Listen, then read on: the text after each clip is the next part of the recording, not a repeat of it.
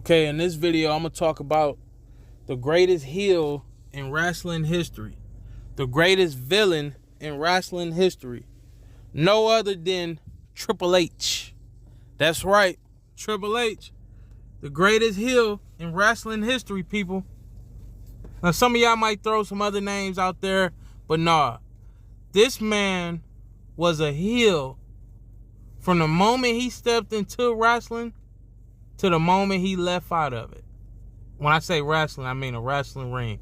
The moment he walked into a wrestling ring to the moment he walked out of it, Triple H has been a heel.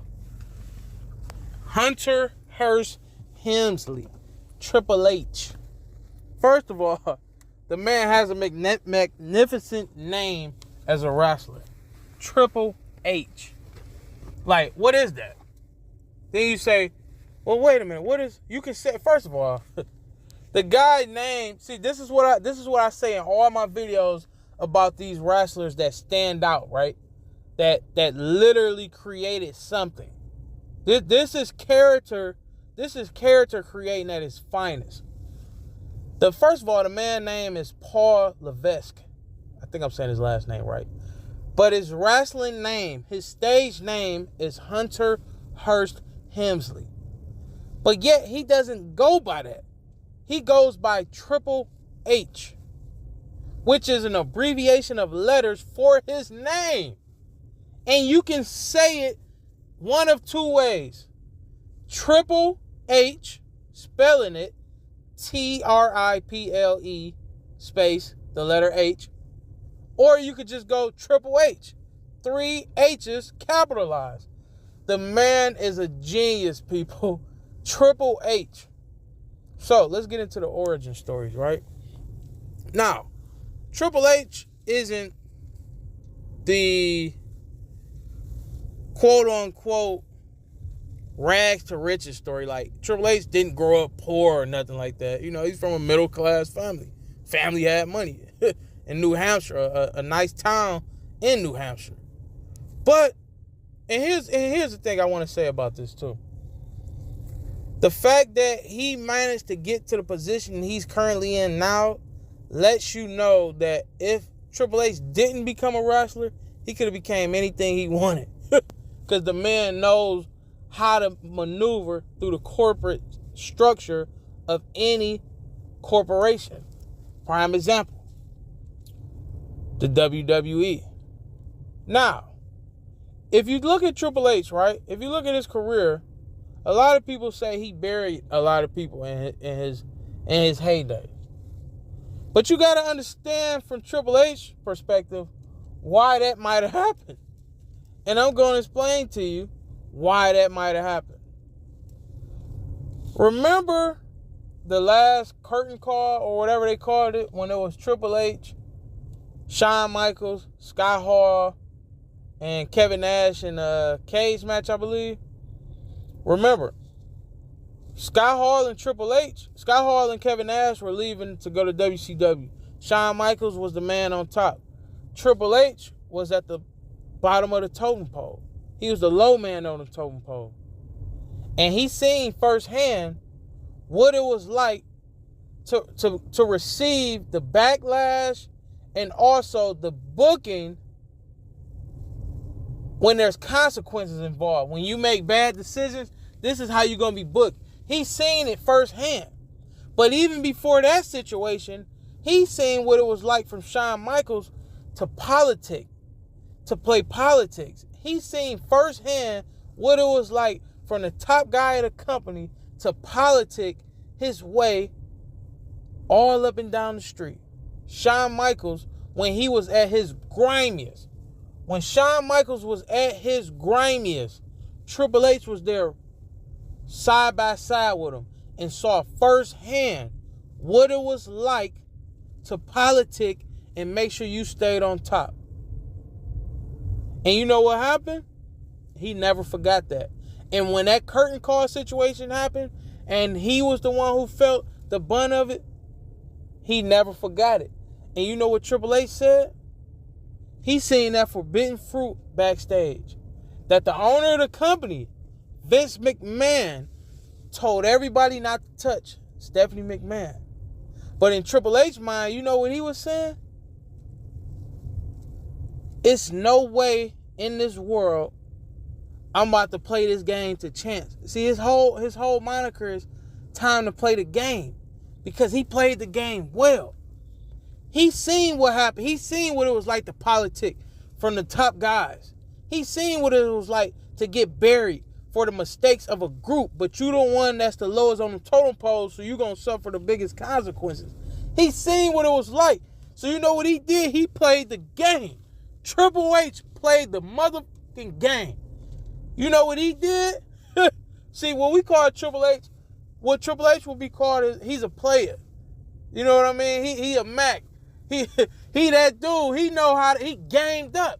Triple H, listen, Triple H is gamed up, people. Because he went after Stephanie McMahon, the one that Vince McMahon, the owner of the company, the biggest wrestling company in the world. He told every single one of them, she's not to be messed with. She's not to be touched. Don't go near my daughter. And you know what happened? Triple H said, I ain't leaving this up to chance. My career potentially hanging in the balance. Me potentially sliding down the main event scene, going into the mid-card role. No, I ain't letting that happen. So he gamed up. Triple H gamed her up. Stephanie McMahon, yeah, he got on her like, listen, whatever happened between me and you is going to happen. So he gamed her up. He got brolic. Triple H got brolic back there like, yeah, I'm going after what he told me not to. And you know what happened? Not only did he game her up, not only did he get her, he married her. He married a millionaire's daughter. He married a soon-to-be billionaire's daughter. His spot was solidified after that. What you gonna do? This is your daughter. This is your pride and joy. You gonna tell her no when she telling you that the man she's in love with, the love of her life, she wants him to be on top? You really think you gonna tell your daughter no? No, you gonna do what your daughter said. You know what else is crazy? Not only did he play the game and get the owner of the biggest wrestling company in the world's daughter, he married her. But not only that, he learned everything he could about the business. That's right, he kept his eyes open. He kept his ears closed. He stood next to vehemently. He literally stood there in the shadows, but then he arose from the shadows and stood there man to man, side by side with Vince McMahon, learned everything he could about the business. And now look at Triple H running the business. That's what you call a player right there. A dude who he took his career into his own hands, people. He said, nah, I know how this game go. I seen how the politicking go in this company.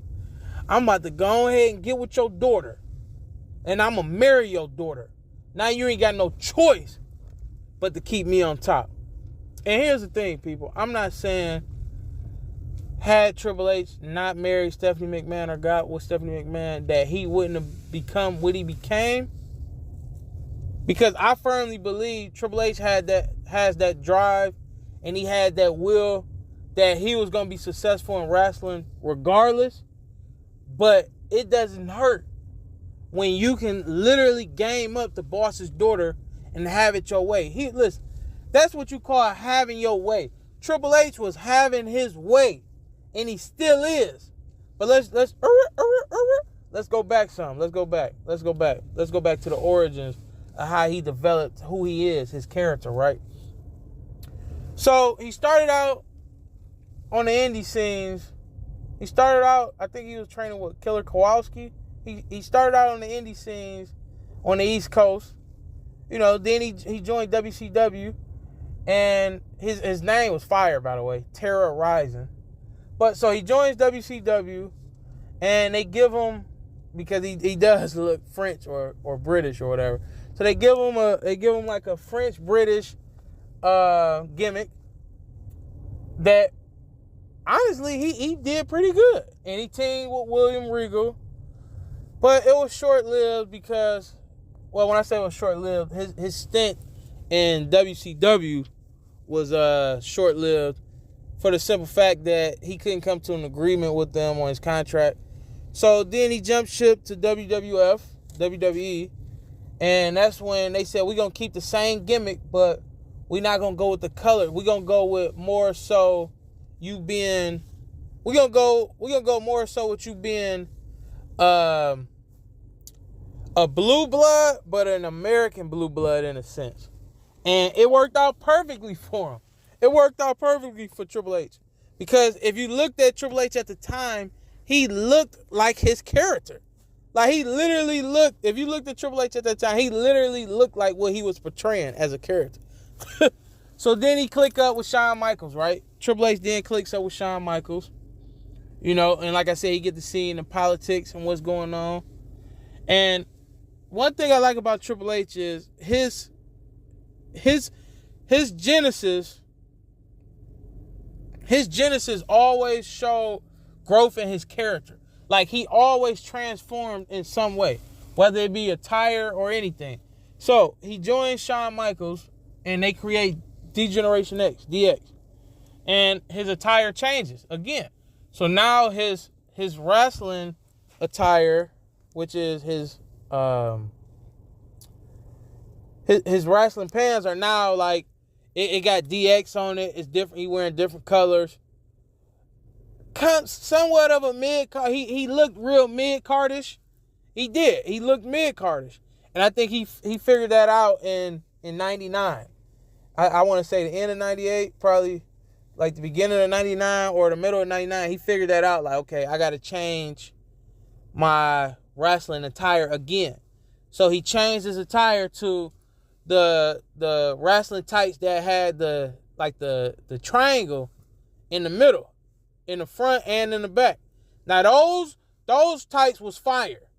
Those tights was fire because he had the black and red, he had the black and green, he had the black and like silver.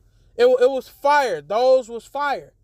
But then he also realized he needed to become bigger because Triple H already like 6'4". But it wasn't that he was skinny or anything. Just for his size being 6'4", he wasn't as buff as he should have been. And he realized that. And also he comes from a bodybuilding background. So what happened? Boom. He gets brolic. So now he's brolic. Okay. Now the attire, it looks decent, but it's covering him. You can tell like, okay, this is a decent attire, but it's hiding something.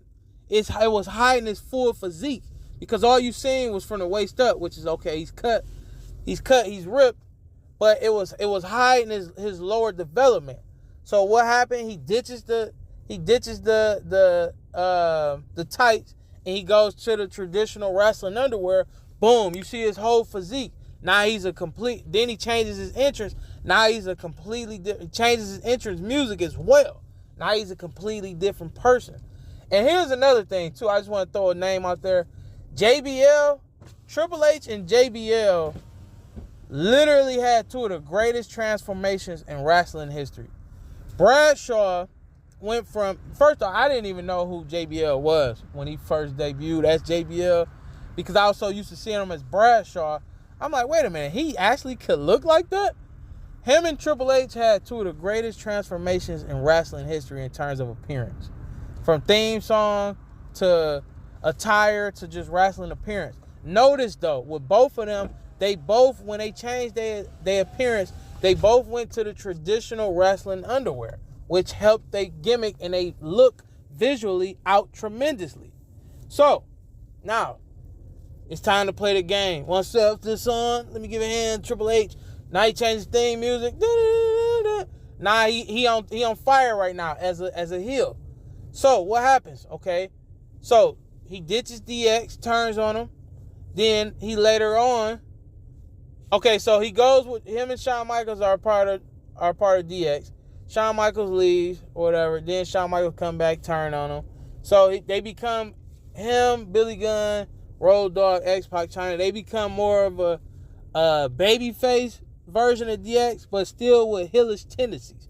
So then, like I said, once Triple H changes his attire, changes his appearance, he turns on DX, and then what happens?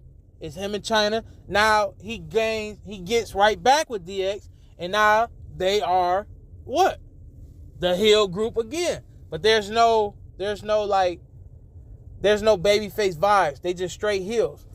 But this is the time he gets with Stephanie McMahon. So now he links up with Stephanie McMahon, Shane McMahon, and Vince McMahon. So now it's like a corporation / DX type feeling going on. Because he married into the family now.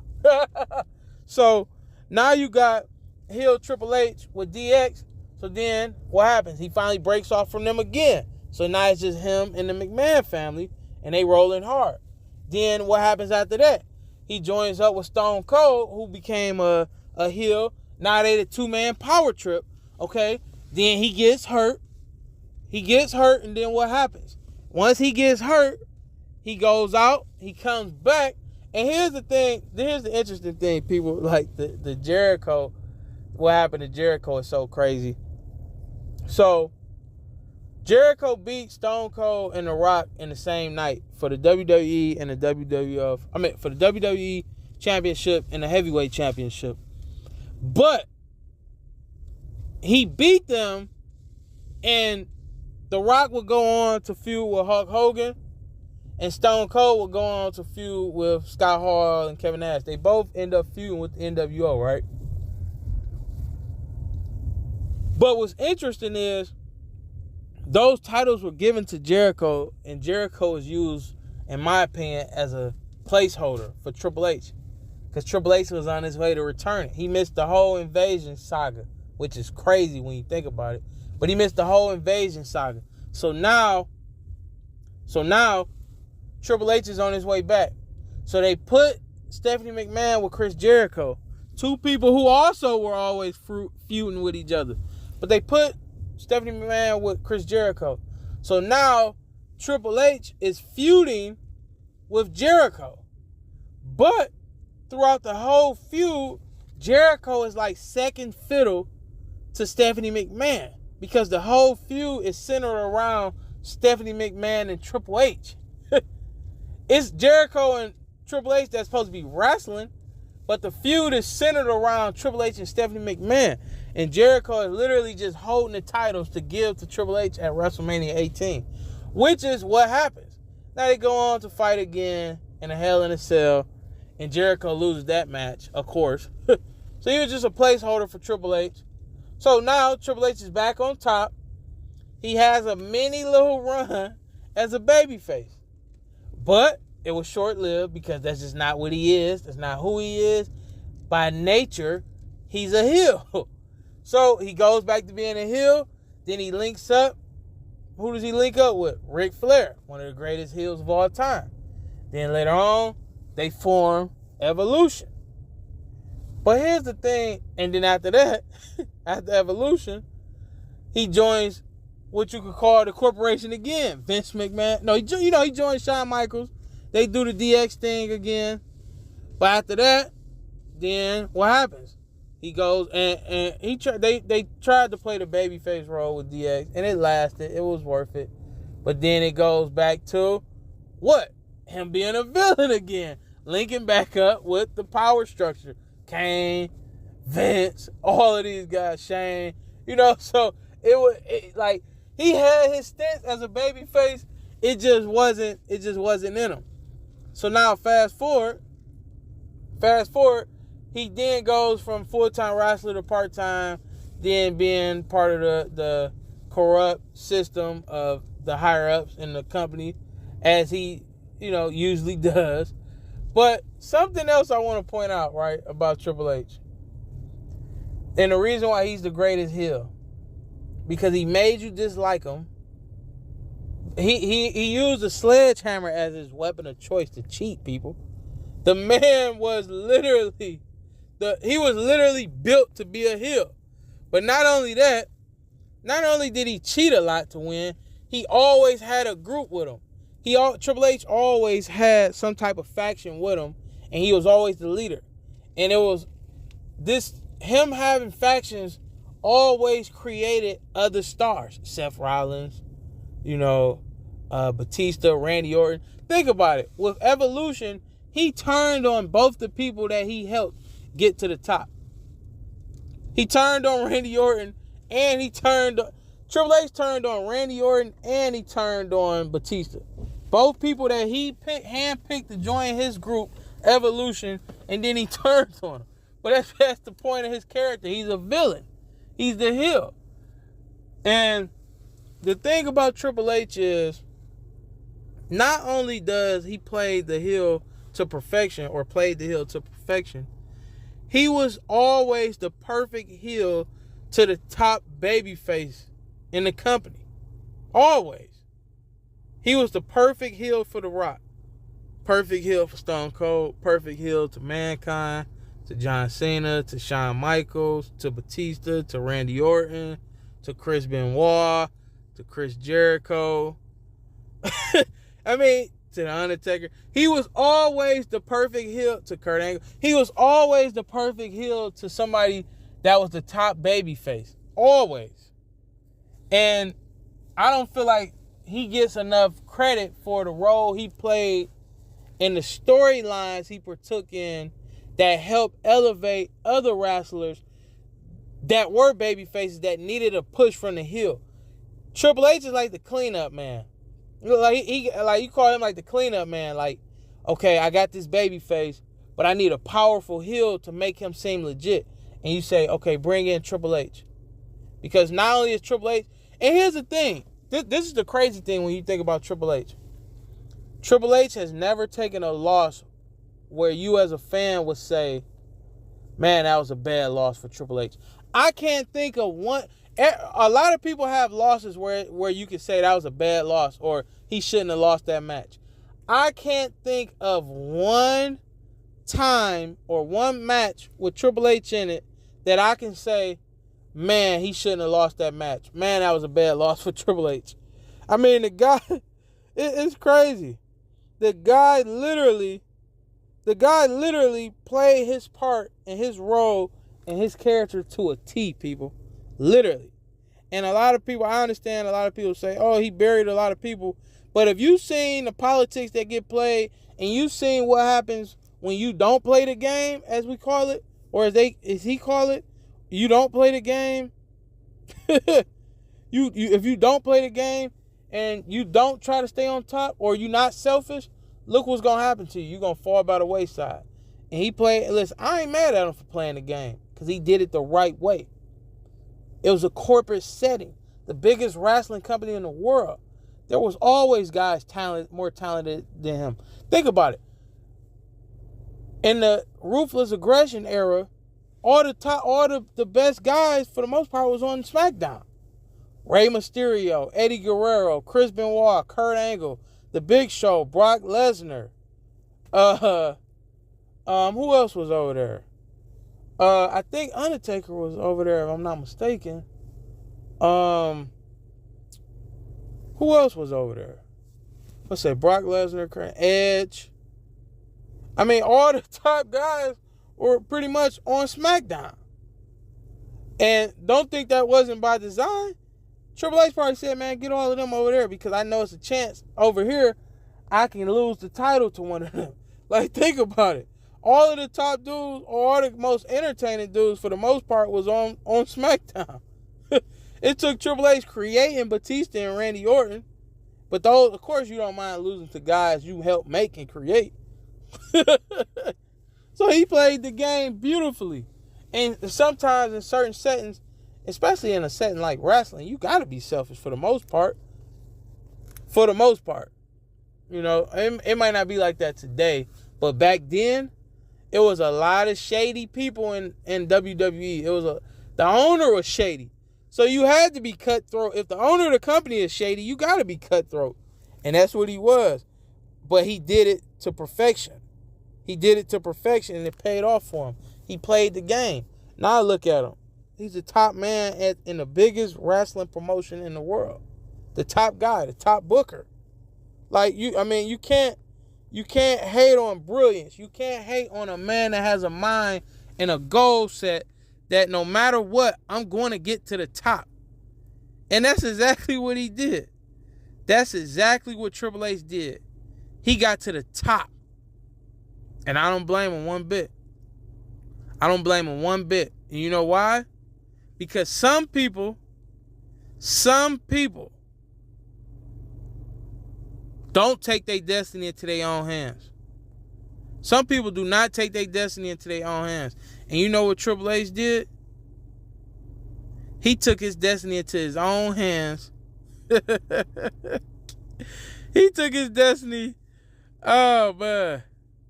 He took his destiny into his own hands, and it paid off for him. And that's just a sign that people. That's just a sign that people need to. That's literally Triple H's career in life is something that people should. I don't want to say, because you don't want to sleep with the boss's daughter for the most part, but under these circumstances, it ain't an issue. Under these circumstances, it's not an issue. But if you in the wrestling business, or if you in any type of business where you gotta, scratch and fight your way to the top, being cutthroat, hey, that might not be the worst thing ever. It might not be the worst thing to do, being cutthroat.